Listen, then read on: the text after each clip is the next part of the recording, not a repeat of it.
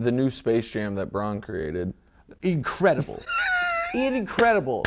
As usual, Klutch associate Nick Wright is capping hard for his boy LeBron James on this recent podcast, The Adam Friedland Show, where this guy trolls Nick multiple times for his LeBron bias, and Nick cracks a couple times, which reveals Nick doesn't even believe half the things he says. Incredible.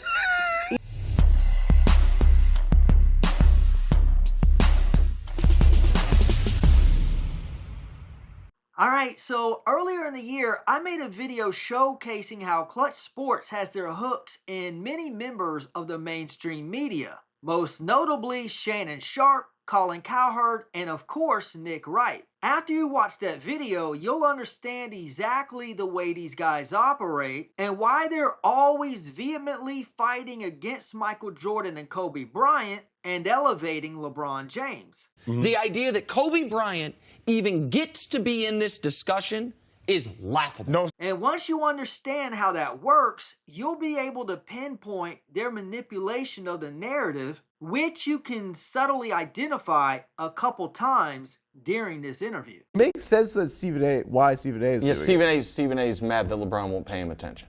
That's what it is. No, it's kind of maybe someone's... You see that look? That's the look you'll get from Nick Wright if you dare say anything remotely critical of LeBron. So it says Stephen A is mad LeBron won't pay him attention. Do you know how dumb that sounds? If Stephen A wanted LeBron to give him attention, then he would just heap fake praise on him all the time like Nick Wright and Shannon Sharpe do. LeBron doesn't like Stephen A because Stephen A has been just slightly, critical of him at times. And narcissists cannot tolerate a sliver of criticism, even if it's constructive criticism. And LeBron is one of the biggest narcissists on the planet. Okay. I think there's a lot there, but I think some of the most ardent either Bron critics or MJ sycophants are also texting with MJ. Oh, and LeBron doesn't have people from Klutch reach out to members of the media and try to persuade them? Like when Rick Bucher, who is a voter for league MVP, said he got an email from Klutch Sports asking him to vote for LeBron for MVP? I guess that's okay, though. The block was his moment in his career. That was his moment. And that was 10 years ago. Jordan had the shot, right, over Brian Russell. Yeah. I mean, that's like kind of their... Yes, they each have their moments. Yeah. Luckily, Bron's didn't have to push off. This is what I said on that previous video, is that these Klutch plants always feel the need to throw shade at Jordan in order to elevate LeBron. But think about when we say Jordan is the GOAT. We don't need to insult any other player. There's no reason to. Because when you're actually the GOAT, it's confirmed through observation. The truth speaks for itself. Lies are what require manipulation. That one right there made me the greatest player of all time. For so many reasons. Which is why LeBron started Klutch Sports and why they pay media members to manipulate the narrative. Jordan never needed any of that, and he still doesn't need it, even after 20 plus years of retirement. I think because I think there's a lot of the most influential media folks, a lot of their legacies are tied to the Jordan era Bulls. This guy is such a sleazeball. I feel dirty just listening to his blatant manipulation. No, media figures and fans don't say Jordan is the GOAT because that's the era we grew up in. Therefore, we're just being biased. We say Jordan is the GOAT because we have eyes and witnessed something in the 90s that we haven't witnessed before or after.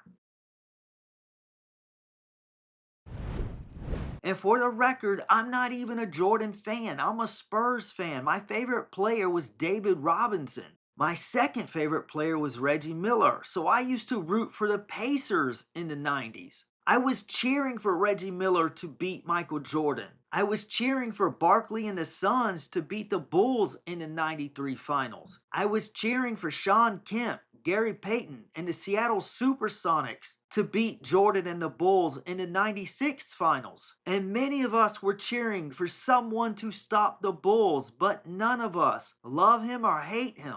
None of us ever denied he was the best player in the league, and after so many years of dominance, it was acknowledged he surpassed those who came before him. Even Kareem, Magic, and Bird. And no one has come close to him since. Jordan just looked different. He moved different. I have never seen a player glide around the court the way Michael Jordan did. There's a reason he was hyped the way he was in the 90s. And the hype was real. And if you weren't there in the 90s to witness it firsthand for yourself, then you cannot speak on it. Do you think the media has elevated this like GOAT debate? Right? Like, Well, I think I have. A narcissist just like LeBron. He's learned well. to some extent, you've kind of been lucky that like LeBron is like like you're doing the right thing. I'm not saying like this is like disingenuous. Look at the way this guy's got to be gentle with Nick because he knows how fragile Nick's ego is. It has to put on thick padded gloves for this interview or Nick will rage quit. Something else he learned from LeBron. But you've benefited from like LeBron getting pummeled, by 100%. Yeah. Does Nick Wright have a guilty conscience? Yes. Confess your sins, my son. Father, please forgive me. I have been having homosexual thoughts. The fact that it was controversial to say the greatest prospect ever who has has all of the youngest ever do records and oldest ever do records, who has every record imaginable, that it's still controversial to be like, he's the best, has been hugely beneficial for me. Say you're a clutch plant without saying you're a clutch plant. It's no coincidence that Nick's career took off once he started promoting LeBron as the GOAT. So for LeBron to pass Jordan, he needs a time machine to go back about 11 months when he passed him the first time. So I have a theory that if Jordan I have a lot of theories. If Jordan never existed, and the universally accepted greatest player of all time was Kareem, because that's who it would have been. A guy like Tim Duncan would be in the GOAT debate. Because what people were doing, what people turned the GOAT debate into was not who's the greatest player ever, it's who reminds me of Michael Jordan the most. Which is why Kobe is probably a touch historically overrated. And that's another thing these clutch plants do. Throw shade at Kobe as well. Because a lot of people don't think LeBron is even as good as Kobe was. In which I'd agree. Because he is the most similar to Michael Jordan. Not today, Satan. But I'm just like if Magic was considered the GOAT, then no one would argue that LeBron was, because LeBron is a better Magic. Right. But because Mike was considered the GOAT, people elevated Kobe past a guy like Tim Duncan, who was just objectively better than him. They said 1B. That's right. Exactly, and that's crazy. So you're saying that he benefited from Michael? I'm saying that instead of the argument being benefited from it. Right. What? I don't know. This guy knows Nick is full of it, but he's trying so hard not to offend him because he knows Nick will start pouting like LeBron. Instead of the question being who's the greatest basketball player of all time, people ask that question, but what they were really asking is who's the most similar to Michael Jordan, and those are not the same thing. Yeah, I agree. I just think that I think Tim didn't like carry like a. He didn't squad. have the aura or the gravitas. He didn't he had good players. He had Manu and he had. Tony Parker. Kobe only had Shaquille O'Neal. And how did Shaquille O'Neal fare before Kobe Bryant? Again, anything to minimize Kobe to elevate LeBron. When you have to constantly diminish other players in order to elevate yourself, that's when you know you don't have a legitimate case. what Kobe like the second two or like the second Right, stretch. but what hurts again? Oh what my hurts? Okay, so this guy is a huge Kobe Bryant fan. And you can tell he's getting frustrated because he can see what Nick Wright is doing to try to taint Kobe's legacy. But like I said, he has to put the kid gloves on and remain professional because he knows if he calls Nick out on his BS, that Nick will just storm out of the interview. Because that's what people do when they don't have a leg to stand on in a debate. Kobe is Don't the start 3 doing it. years in the middle of his prime when he missed the playoffs or lost in round 1.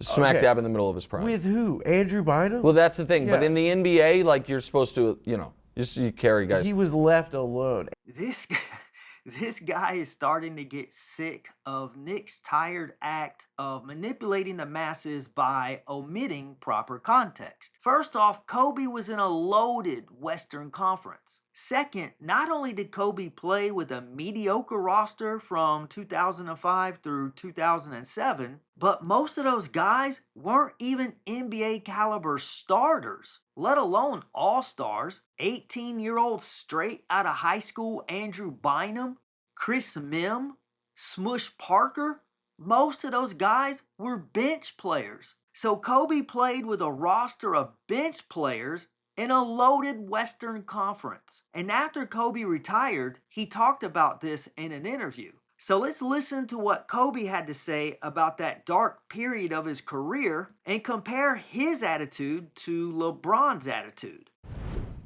Jeannie is so sweet that she saw me work so hard for so many years. And the last few years, her and Rob, who was at the time my agent, called me and said, listen, we are so sorry for what happened to this team. We're sorry that we don't have, seriously, it's like we're sorry we don't have a team around you that can contend for a championship. I mean,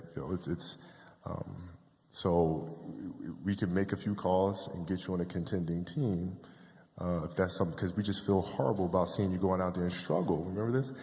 And I sat there and I listened. I said, we've known each other for a very long time. Now I'm questioning myself because I'm wondering what about me makes you think I would jump ship? We don't do that. In this fall, I'm going to take my talents to South Beach. I'm not going to go anywhere. Like, this is home to me. We work through this stuff together. And, like, as a leader, you got to be able to take the good with the bad, man. You can't just, because the ship's sinking, all of a sudden I'm going to jump off and swim to another ship like that. You don't do that. And join the Miami Heat. It's hard to stay. It is hard. And that's why in the jersey retirement ceremony, I talked about that. It might have been easier for you to leave. And, you didn't. But of course, Nick Wright will never acknowledge this because he's a Klutch plant. That's the remarkable thing about the guy's career is like the thing in Miami against Dallas happened. Yeah. And that was a sick team too. That Dirk run was awesome. Oh, it's probably he lost to J.J. Barea. This guy is hilarious because he's inserting humor to try to subtly insult LeBron without pushing Nick Wright over the edge so that he rage quits. He lost to J.J. Barea. I mean, it's a little. Well, he rough. lost to Dirk Nowitzki. You have his number or do you text? No. Why did Nick have to pause for a beat and then say, as if he's mulling over his response? It's a simple yes or no question. There's no gray area here. You either have his number and text with him or you don't. It's like I'm a Spurs fan, and if you asked me, hey Gary, do you have Victor Wembanyama's number and text with him? I wouldn't need to pause to mull over my answer and then drop a text before saying no. No. Hey Gary, do you text with Victor Wembanyama? No. Just like that. So why did Nick hesitate? Because he's lying. No.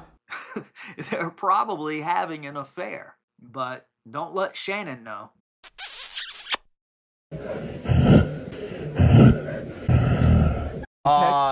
No. Has he ever sent you a selfie or No. No. Has he ever liked Instagram of yours? I have a good relationship with him, but I Yeah. don't. I text with mean, him. you put on for him. Has he said thank you ever actually? Oh yeah. How does he tell you thank you if you're not in touch with him? And what exactly is he thanking you for, Nick? He's thanking you for spinning a false narrative to promote his fake GOAT case. Fake, fake, fake, fake. Yeah, he should. As well, he should.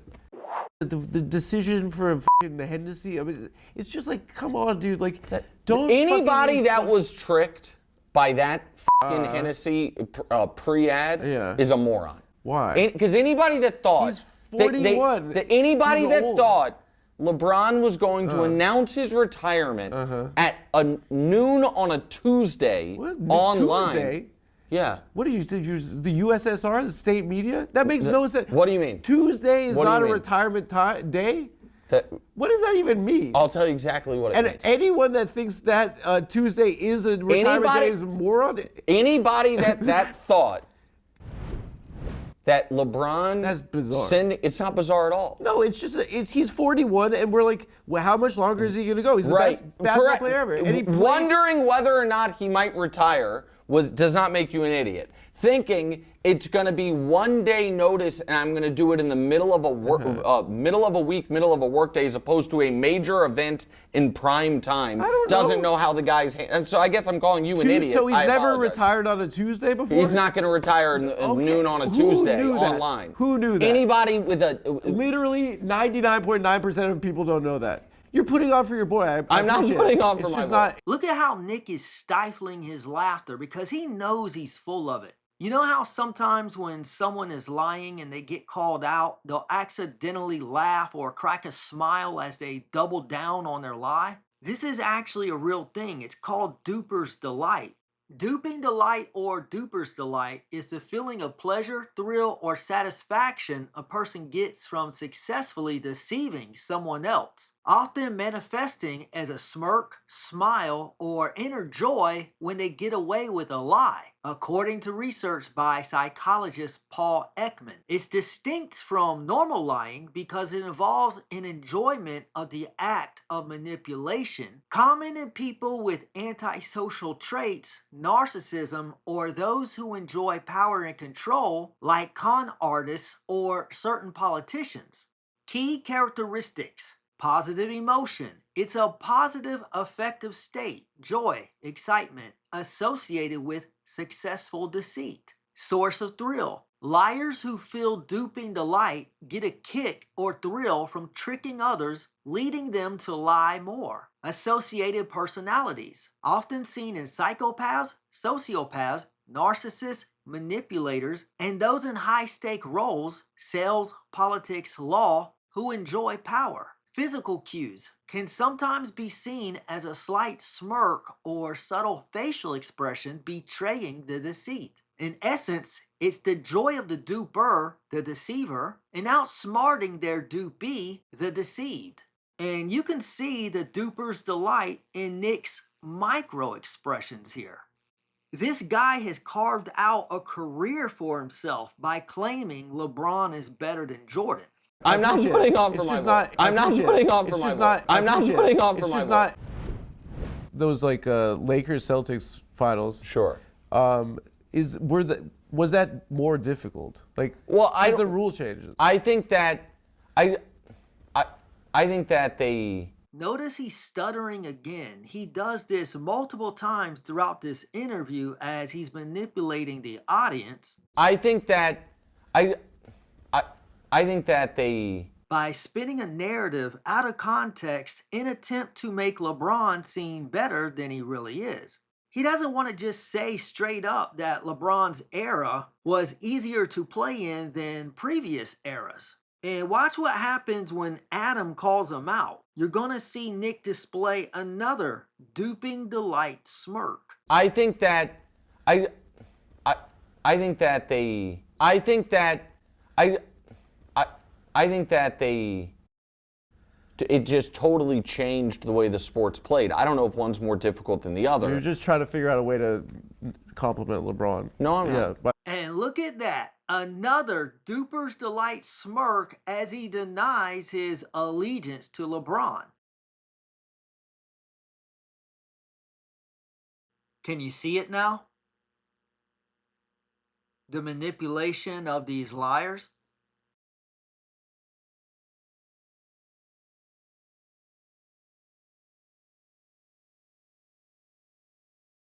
And now watch how he stutters again. No, I'm Yeah, not. by that answer. I'm not. I just. What was that, Nick? I can't understand you. I don't speak that language. English, motherfucker, do you speak it? By that answer. I'm not. It just totally changed the way the sport's played. I don't know if one's more difficult than the other. You're just trying to figure out a way to compliment LeBron. No, I'm not. Yeah, by that answer. I'm not. By that answer. I'm not. UTA family, Klutch Sports, Rich Paul, Mav Carter. I asked my agents if I could have a meeting with Rich Paul when I go to LA. I could. What am I going to talk to him about? I don't know. He'd like you. Rich is a great guy. Is he? Adam just sounded like Scooby-Doo. Is he? Is he? Is he? Yeah, Rich is a great guy. Really? Yeah.